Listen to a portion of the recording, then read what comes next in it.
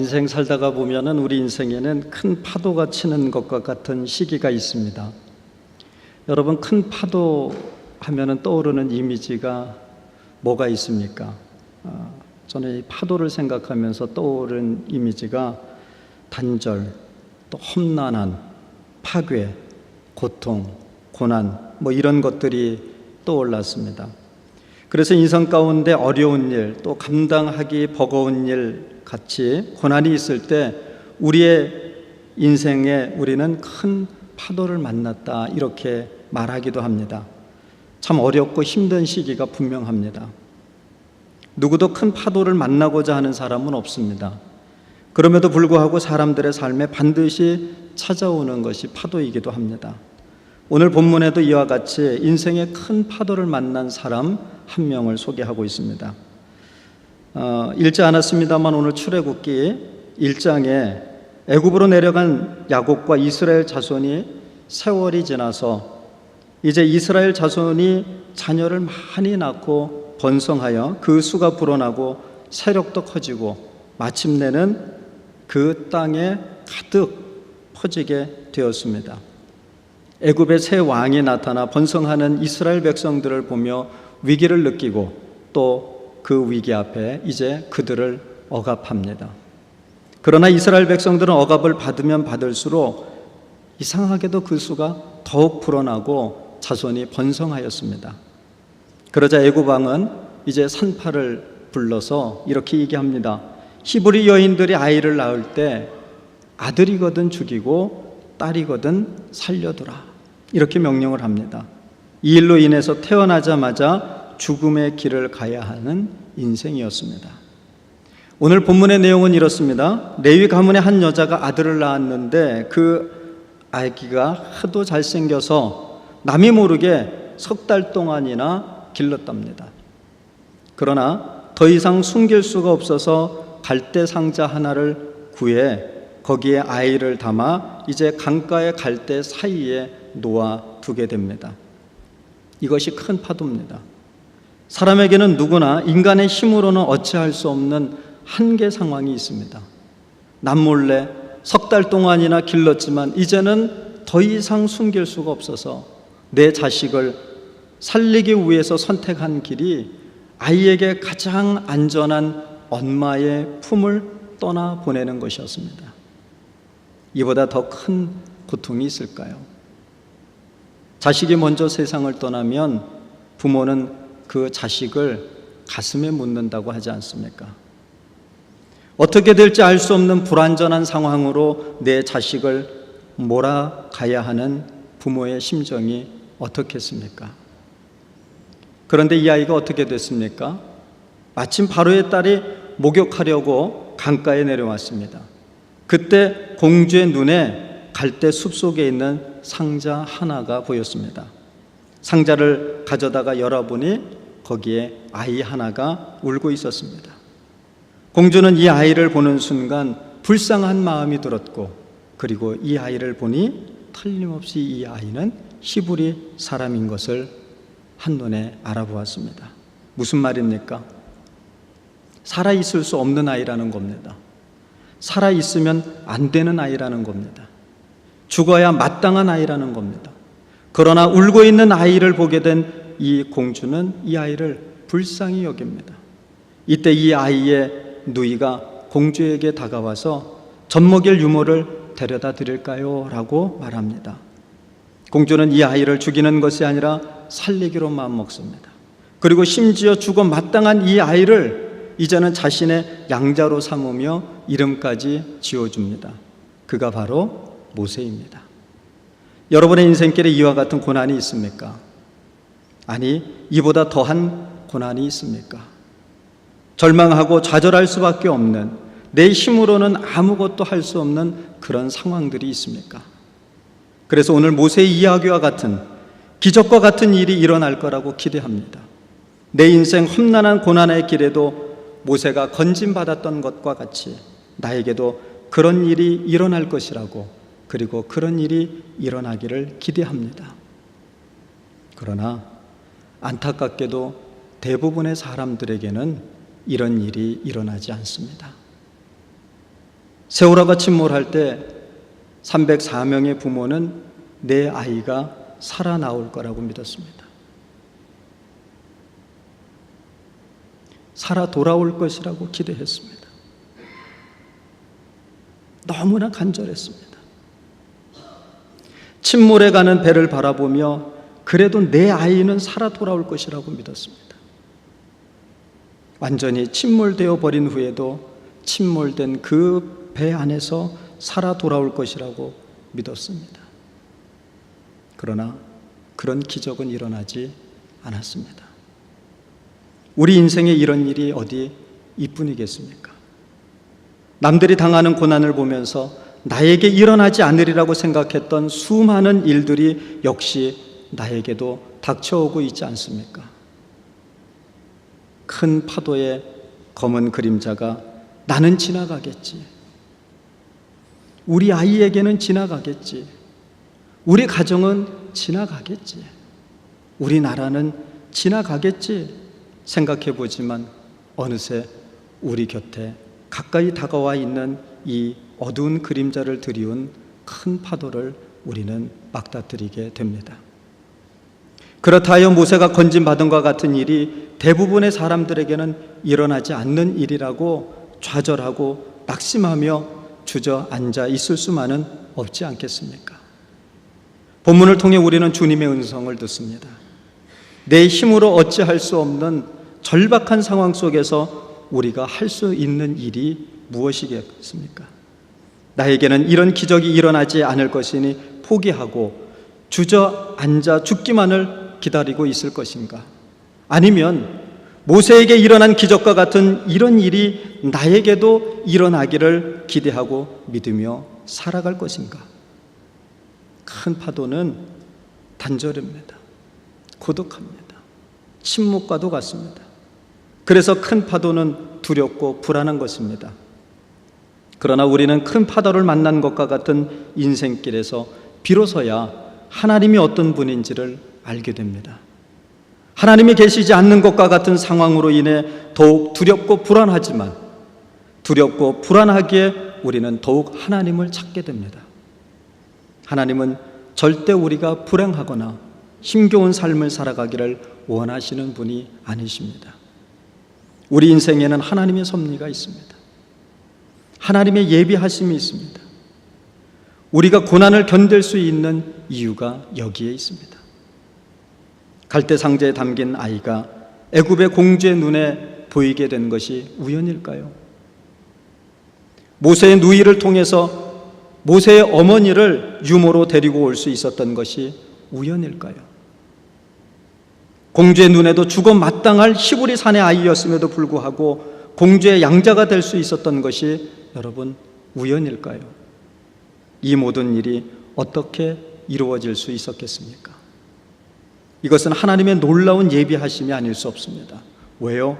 이스라엘 백성들이 고난당하는 상황 가운데에서 출애굽을 시킬 지도자를 키워야 하는데 이 어머니의 품 안에서 말씀과 기도로 이 모세를 자라게 하신 겁니다. 하나님의 예비하심을 믿어야 합니다. 그럴 때 나일 강가에 바로의 딸을 보내셨던 것처럼 큰 파도를 만난 것과 같은 우리 인생길에서 살아날 길을 열어주실 것입니다. 믿음의 눈으로 바라봐야 합니다. 오늘 함께 읽지는 않았습니다만 11절로 15절의 내용을 보면 이제 세월이 지나서 어른이 된 모세가 어느 날 왕궁 바깥으로 나가서 동족에게로 갔다가 그들이 고되게 노동하는 것을 보게 됩니다. 그때 그는 동족인 히브리 사람이 애굽 사람에게 매를 맞는 것을 보게 되는데요. 이때 좌우를 살펴서 사람이 없는 것을 확인하고 나서야 그는 애굽 사람을 쳐 죽이게 됩니다. 그리고 이튿날 다시 나가서 보니 히브리 사람 둘이 서로 싸우고 있는 모습을 보고 잘못한 사람을 나무란 일이 있었습니다. 그러자 그 사람이 대들며 하는 말이 이렇습니다. 누가 당신을 우리의 지도자요 재판관으로 세웠단 말이요. 당신이 이집트 사람을 죽이더니 이제는 나도 죽일 작정이요. 모세는 깜짝 놀라지 않을 수 없었습니다. 분명히 애굽 사람을 쳐 죽인 것은 맞으나 그 사람을 죽일 때 좌우를 살펴보아 아무도 없었거든요. 틀림없이 아무도 본 사람이 없었는데 오늘 그와 같은 동족이 자신의 행한 일을 알고 있다는 거예요. 애굽 사람을 쳐 죽일 때 아무도 본 사람이 없는데 히브리 사람이 어떻게 이 일을 알고 있을까? 모세는 일이 탄로 난 것을 알고 두려워합니다. 이 일로 인해 바로는 모세를 죽이려고 찾습니다. 모세의 인생에서 또 한 번의 죽음의 위기가 닥쳤습니다. 큰 파도를 만난 것이죠. 이제 모세는 도망하여 미디안 땅으로 가게 됩니다. 생각해 보십시오. 여러분, 어차피 애굽의 왕자로 살게 된 모세의 입장에서 보면 굳이 매맞는 이 히브리 사람 구하고자 애굽 사람을 쳐 죽이기까지 해야 할 이유가 있습니까? 여러분이라면 어떡하시겠어요? 한두 명이 고된 노동을 하면서 사는 것도 아니고, 그리고 매맞는 사람이 그 사람 한 명만 있는 것도 아닐 텐데 그냥 눈 감고 지나가 버리면 될 일 아닙니까? 그는 양자이긴 하지만 어쨌거나 애굽의 왕자가 아닙니까? 그런데 굳이 그렇게 나서서 일을 만들 이유가 뭐냐는 거예요. 오늘 제가 여기서 열받는 얘기 한 가지 하고 넘어가야 될 것 같습니다. 우리의 월급은 정의로운가라는 책에 보면 이런 내용의 이야기가 실려 있습니다. 여러분도 좀 열 좀 받으십시오. 요즘 최악의 취업난으로 청년 실업률이 사상 최대라고 합니다. 그런데 중소기업과 같은 곳에서 일할 일꾼을 구하지 못해서 어려움을 겪고 있다라고도 얘기합니다. 우리나라 사람, 특히 우리나라 젊은이들이 중소기업과 같은 낮은 임금과 또 3D 업종이라고 그러죠. 보니까 더럽고 힘들고 위험한 일, 이런 일은 하지 않는다고 합니다. 이런 모습을 보면서 80년대까지 노동 현장에서 일하셨던 어른 세대들은 이 청년들을 나무란다 그러죠. 뭐 이런 말입니다. 요즘 젊은 것들은 일자리가 넘쳐났는데 힘들다고 일 안 해. 그 다음에 꼭 나오는 말이 있죠. 뭐라 그럽니까? 배가 불러가지고, 겉멋만 들어가지고, 일하려고 맘만 먹으면 일거리가 천지인데, 네, 어른들은 청년들을 보면서 이런다는 거예요. 근데 여러분 한번 들어보십시오. 왜 우리 젊은이들이 일자리가 없는 걸까요?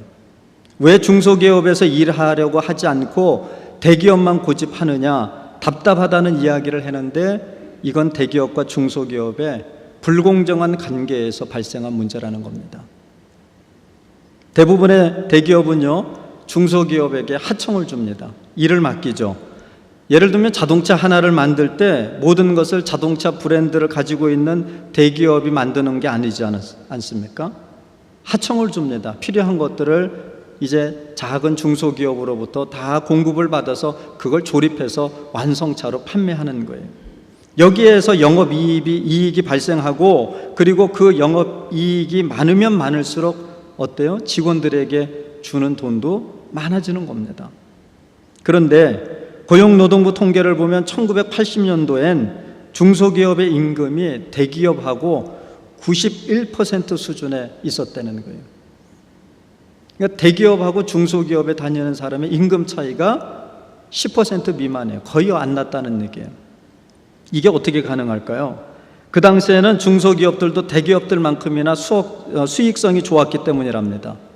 그러니 월급도 대기업만큼 줄 수 있었던 거죠. 그러던 것이 90년대에 들어오면서 대기업하고 중소기업이 몇 %까지 차이가 나느냐? 70%. 지금은 50% 이하. 좋게 얘기해서 50% 이하지 30% 이하입니다. 격차가 그렇게 많이 벌어져 있다는 거예요. 그러니 우리 부모 세대 입장에서 보면 과거 경험만 가지고 최악의 취직난에 절망하는 청년들에게 눈높이를 낮춰서 중소기업에 가지 왜 안 가느냐라고 얘기할 만해요. 배불러서 그런다, 이런 얘기가 나오는 거죠. 그런데 이건 정말 사실 우리 부모 세대가 지금의 현실을 너무나 몰라서 하는 얘기라는 겁니다. 지금은 대기업과 중소기업의 임금차가 50% 이상, 그러니까 50% 이하 수준으로 떨어져 있어요. 왜 이렇게 됐을까요? 그 원인은 대기업의 하청으로 수입을 올리고 있는 중소기업과의 불공정한 계약 관계에 있다는 겁니다. 여러분, 하청업체에서 대기업에다 물건 납품하려면 뭘 해야 돼요? 계약을 맺어야 되지 않습니까? 그 가운데 원가 계산서라는 게 있답니다. 한마디로 얘기해서 이 원가 계산서가 뭐냐면요, 물건 만드는데 얼마 정도가 들어가니까 우리가 얼마 정도 받아야 합니다, 이런 얘기예요. 이거 하나 제품 만드는데 이것저것 다 계산해 보니까 이 정도 들어갑니다. 그러니까 우리도 먹고 살아야 되니까 최소한 요 정도 가격은 우리가 받아야 됩니다 라고 하는 게 원가 계산서예요. 그럼 이거 누가 작성해야 됩니까? 누가 작성해야 돼요? 시험 치는 거 아니니까 그냥 얘기하셔도 돼요. 하청업체에서 작성해야 맞는 거잖아요. 그렇잖아요. 하청업체가 물건을 납품할 거니까 당신들이 요구하는 이 물건을 만드는데 우리는 자재비 얼마, 인건비 얼마, 뭐 얼마 해서 이 정도 들어갑니다 하고 올려서 대기업이 보고 그 정도 가격이면 우리가 계약하겠습니다, 이렇게 돼야 되는 게 맞잖아요. 그런데 그렇게 하는 게 아니라 어떻게 한다는 거예요? 이 원가 계산서를 하청업체가 올리는 게 아니라 대기업이 아예 얼마 써가지고 하청업체에다 내려준다는, 이 가격에 물건 맞춰서 넣어달라는 거예요. 그럼 가능한 일도 있겠지만 대부분은 뭐예요? 불가능한 일이에요. 그 원가 계산서대로 하청업체가 물건 만들어서 대기업에 납품해봐야 믿져야 본전이에요. 적자 안 보는 게 다행이다, 그 말입니다.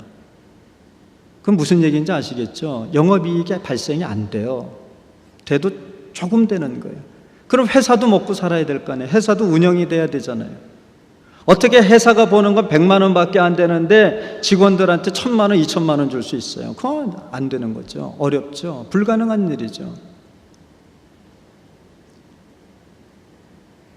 그러더라도 중소기업이 이익을 좀 적게 보고 직원들 임금 올려주면 되지 않냐, 이렇게 말하는 사람들이 있다는 겁니다. 그 말도 맞습니다. 그러면 되죠. 기업이 좀 이익을 적게 먹고 나머지 직원들한테 월급 많이 주면 되죠. 그런데 그렇게 하려면 어떻게 해야 되는 거냐? 그렇게 하려면은 제품 원가가 올라갈 수밖에 없다는 거예요. 뭐 우리 그런 말 있지 않습니까? 흙퍼다 장사할 수는 없잖아요.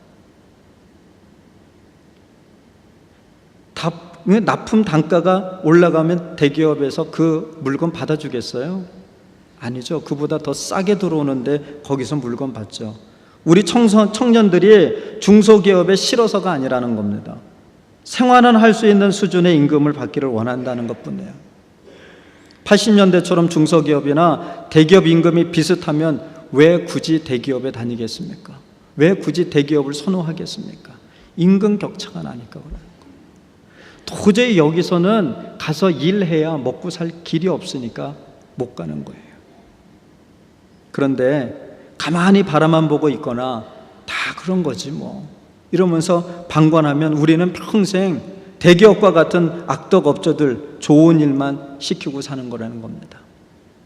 마치 애굽에서 이유도 알지 못한 채 우리 윗세대가 그렇게 살았으니까, 내 아버지가 그렇게 살았으니까 그냥 나도 그렇게 사는 것이지 라면서 고된 노동을 하고도 정당한 대가도 받지 못하면서 거기에 매를 맞으면서 항변하거나 한 거 한 번도 해보지 못하고 평생을 그렇게 살다가 죽는 겁니다.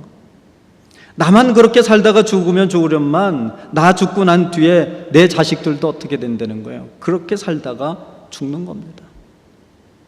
하나님은 불의한 일에 대해서, 불의한 세상에 대해서, 악덕 업주들 특별히 노동에 대한 정당한 대가를 지불하지 않고 노동자의 이 피땀 흘린 이 임금을 떼어 먹고 사는 대기업과 같은 이런 불합리한 구조들에 대해서 잠잠히 있기를 원치 않았습니다. 이게 무슨 기업만의 문제겠습니까? 이런 일이. 이럴 때 우리는 소리를 내야 합니다. 내 자리에서 내가 할 수 있는 일을 찾아야 합니다. 내가 약자라고 늘 기죽어 살면, 그냥 그러려니 하면서 그렇게 살면 영원히 고된 노동과 불합리한 세상에서 벗어날 수 없습니다. 불의한 세상을 향해서 분노해야 합니다. 소리쳐야 합니다. 항변하고 항거해야 합니다. 그리할 때 그곳에 하나님의 임재가 있습니다. 그곳에 하나님의 도우심이 있습니다. 또 하나, 나에게 큰 파도가 닥쳐올 때 우리는 하나님을 신뢰하고 도우시는 하나님을 믿어야 합니다. 23절 이하에 보니까요, 세월이 이제 많이 흘러서 애굽 왕이 죽었습니다. 이 말은 그만큼 세월이 흘렀고 오랜 세월 동안 고된 노동과 착취를 당하며 살았다는 겁니다. 이스라엘 백성들은 오랜 세월 고된 노동과 착취 속에서 몸부림치며 신음하지 않을 수 없었습니다. 그래서 그들은 부르짖기 시작했습니다. 더 이상 고된 노동과 착취 속에 인간의 존엄성마저 말살당하는 상황을 견딜 수 없었습니다. 그들은 신음하며 아우성쳤습니다. 고역에 짓눌려 하나님께 울부짖으니 하나님께서 그들의 신음소리를 들으셨습니다. 그리고 생각하셨습니다. 이스라엘 백성들의 조상 아브라함, 이삭, 야곱과 맺으신 언약을 생각하셨습니다. 이스라엘 백성을 굽어 살펴주셨습니다. 우리 하나님은 우리와 맺은 언약을 늘 생각하십니다. 하나님은 당신이 택한 자녀를 외면하시거나 기억하지 않는 분이 아니십니다. 오늘도 우리를 생각하십니다. 우리와 맺으신 언약을 생각하십니다. 하나님을 신뢰하고 믿음으로 파도를 피하지 말고 파도를 기다리십시오. 우리를 잊어버리지 않으시고 우리의 신음소리에 귀를 기울이시며 늘 우리를 생각하시는 하나님의 임재를 기대하십시오. 여러분, 인생에 파도가 없을 수 없습니다. 파도가 없는 것은 죽은 것이나 마찬가지입니다. 서서히 죽어가는 겁니다. 인생의 파도는 오히려 우리가 하나님을 신뢰하고 의지하며 믿음을 표현할 기회이기도 합니다. 그렇게 파도가 없기를 바랄 것이 아니라 파도야 와라 외치며 파도와 당당히 맞서야 할 것입니다. 우리는 큰 파도 앞에 내 인생을 주께 맡기고 의지함으로 주께서 이끄시는 대로 파도에 몸을 싣고 파도를 즐길 수 있어야 합니다. 파도를 기다리십시오. 주께서 역사하실 것입니다. 여러분, 우리가 파도를 만나면 실패도 경험할 것이고 좌절도 경험할 것이고 낭패 당할 일도 있을 것입니다. 그러나 파도를 기다리십시오. 주께서 행하실 것입니다. 우리를 굽어 살피실 것입니다. 영상 하나를 보겠습니다.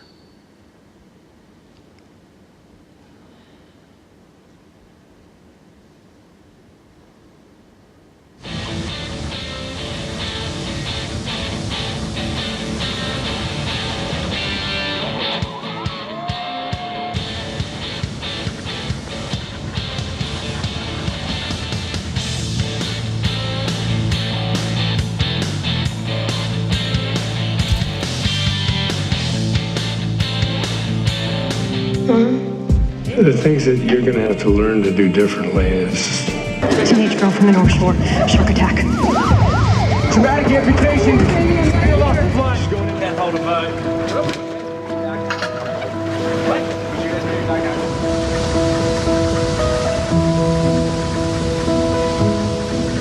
But coming here and competing in the Fiji Pro is like a dream come true, and I'm so stoked with how I did, and yeah, it's been amazing. We'll see. I think I'll still kind of like try to pick and choose events that I'm really excited to surf and compete at.